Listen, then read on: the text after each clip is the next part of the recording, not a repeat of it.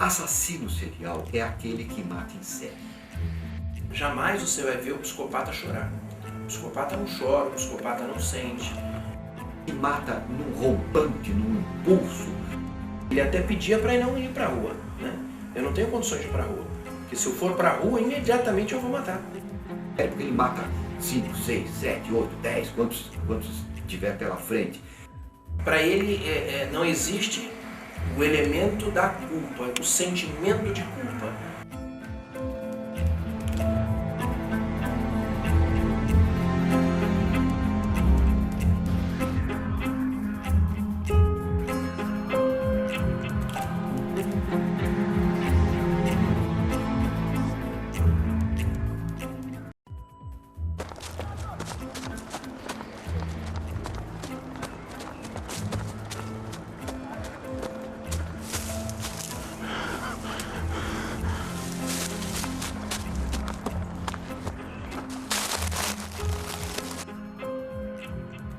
Veja, assassino serial é aquele que mata em série.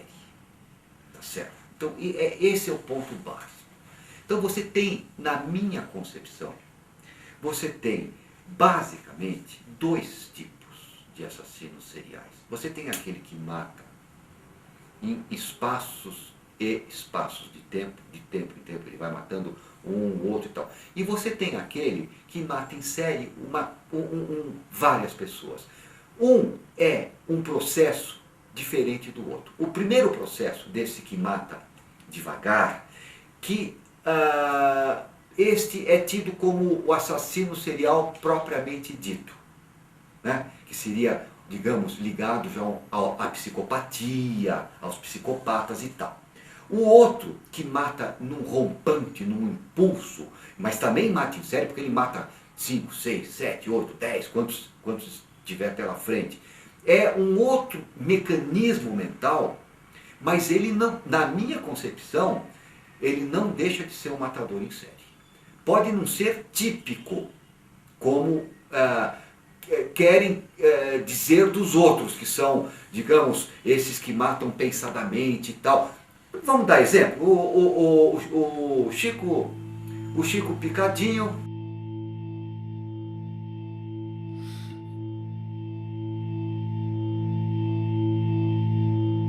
o Maníaco do Parque.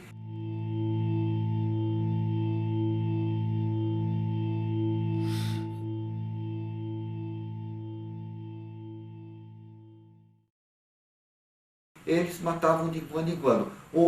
Teve um monstro, que eu não me lembro o nome dele, monstro do Trianon.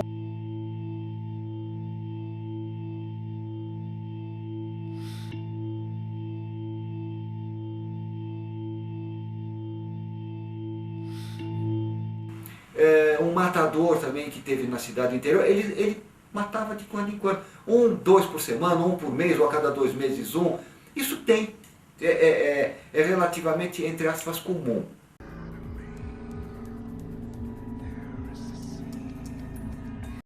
Veja, primeiro a gente tem que saber separar uma coisa. De que maneira o serial ou aquele que eventualmente pratica crimes em série, como é que ele vai ser classificado?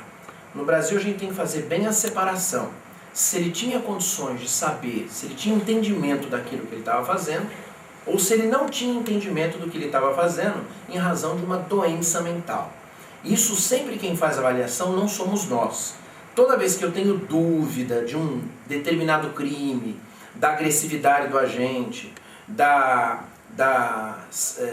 forma em série com que ele pratica o crime, se nós temos alguma dúvida sobre algum problema mental que ele venha a ter, a gente para o processo e nós vamos então consultar, na verdade é um parecer, é um laudo sobre a rigidez mental dele, como é que a situação mental deles se configura naquela situação. E os peritos vão dizer para nós, ele tinha conhecimento do que ele estava fazendo, ou ele não tinha conhecimento do que ele estava fazendo em razão de uma doença mental. Aquele que mata em série, o enquadramento dele é no meio termo. Ele está entre o completamente louco e o completamente são. É o que nós chamamos de híbrido. É o caso, por exemplo, do Maníaco do Parque, né? O Maníaco do Parque, que tanto se divulgou há um tempo atrás, alguns anos atrás, que seria supostamente um matador em série, a situação dele era de um híbrido. Aquele rapaz que entrou no shopping e matou, ele também é híbrido.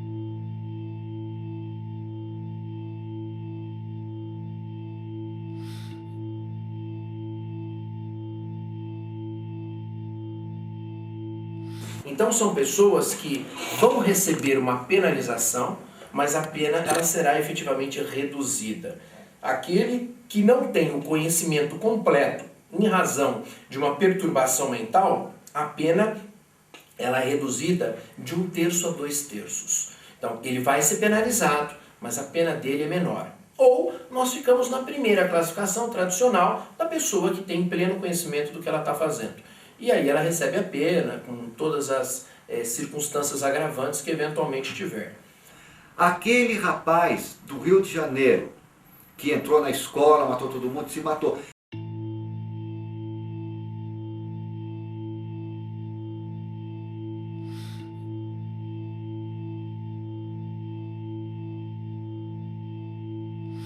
É também um assassinato em série.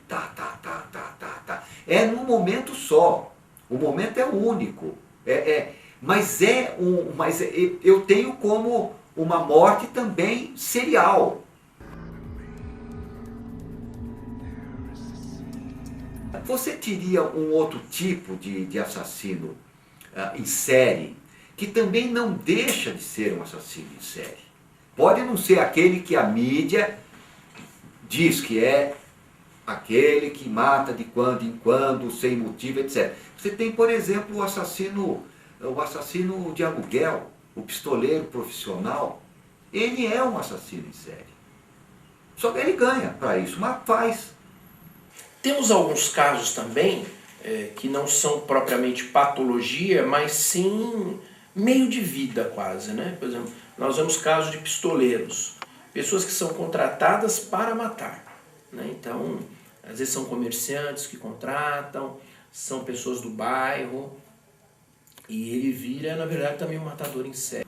Então, eu acho que nós poderíamos, teoricamente, colocar todos esses 3 tipos principais, de modo especial 2 patológicos, não é? Que seria aquele que mata no impulso e aquele que é, vamos chamar assim, vitimado, né? Que são sempre ligados a alguma patologia, e um outro que seria um criminoso comum, é aquele que mata porque ele ganha para fazer aquilo.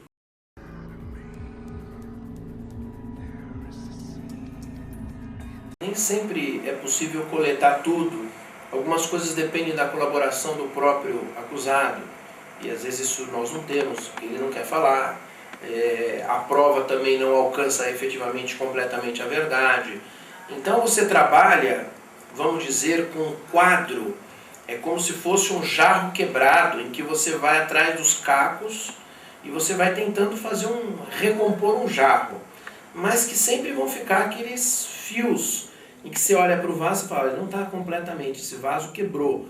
Então, acho que na área penal a gente faz um pouco esse trabalho, a gente tenta colar, mas sempre fica um buraco ou outro, e que não permite, às vezes, por inúmeras circunstâncias, da gente conseguir reconstruir o fato por completo. Até pela dificuldade de você obter uma prova boa, a polícia obter para todos nós uma prova adequada, nem sempre isso é possível. A parte pericial ainda é uma parte muito fraca, muito obsoleta, né? Nós ainda temos uma polícia que ela parte do criminoso para o crime e não o inverso, né? Em outros países mais avançados, eu vou trabalhar do crime para o criminoso. É diferente, eu vou trabalhar do crime com prova pericial, eu vou fechando até o momento de chegar nele, é inevitável. Quando chega nele, o conjunto de provas é tão forte que é difícil você escapar. Aqui eu vou do criminoso, tanto que quando ocorre um crime, você pode observar, a primeira coisa que vai sair no noticiário é quem foi. Então sai todo mundo desesperadamente atrás de quem foi, descuidando-se por completo da cena, dos cuidados com o corpo, descuidado com o local, descuidado com os objetos, as fotografias. Às vezes a gente recebe laudos de um local de crime com 2 fotografias. Então, da porta, de uma mesa, coisa que às vezes você fala, isso não vai me ajudar em nada, quando nós poderíamos dar uma atenção melhor. Então, a falta de contribuição de todos esses elementos, às vezes complica na avaliação de um crime. Eu tive muita relação com ela, muitas relações mesmo. Agora, ela sumiu por conta própria, não sumiu porque eu dei fim nela, não. Na hora que esse menino aparecia, tu não tinha maldade na cabeça? Não, na hora que esse menino aparecia, eu não tinha, assim, maldade nenhuma, não. Assim, não passava nada pela minha cabeça, não.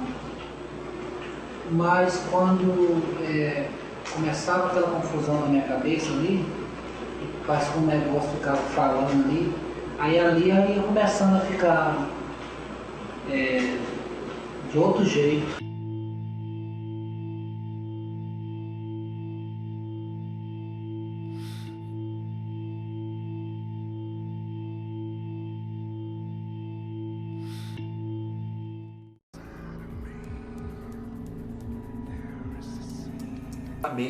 Absolutamente doentia, perturbada.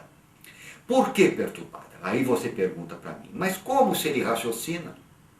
Como se ele tem o pensamento em ordem? Porque se ele visse a polícia ele recuaria, então ele sabe o que ele está fazendo. Mas como se ele tem planos, ele monta determinadas pegadas para poder se aproveitar da vítima de uma situação melhor, né? Então isso não é loucura. A gente percebe esse aspecto da serialidade, da maneira como ele pratica crimes, né? É uma cabeça, é como se a gente dissesse assim, enfim, eu na área da psiquiatria eu sou leigo, mas é como se nós disséssemos assim, é um câncer em metástase, é incurável, realmente ele não tem cura. Seria um caso de patologia de um grau em que nós chegaríamos à conclusão que os próprios médicos hoje já chegam, é incurável. Você pode amenizar, mas é incurável. Ele não tem cura. Realmente é como se a gente pudesse dizer que num aparelho de televisão faltou uma válvula, uma peça, um chip que torna aquilo ali completamente inviável, sem a possibilidade de eu colocar o chip. É um brinquedo que não tem conserto. Eles não conseguem deixar de praticar. Não adianta. Colocá-los na rua, eles praticam. O Chico Picadinho, numa das entrevistas que eu pude olhar e analisar bem, ele até pedia para não ir para a rua, né? Eu não tenho condições de ir para a rua. Porque se eu for para a rua, imediatamente eu vou matar. Eu não tenho estrutura psicológica, psiquiatra, para ir e voltar para a rua. Então é assim...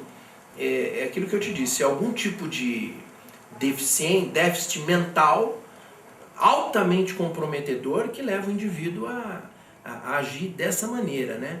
Ele planejou, então se ele planejou, como é que é louco você, Guido, está falando que ele é louco? Aí eu devolvo a pergunta para você, mas por que louco não planeja? Por quê? A loucura é o facelo caótico, o esfacelamento caótico da mente. Eu nunca vi o louco rasgar dinheiro, eu nunca vi louco aquele que põe um sorvete na testa, isso não existe.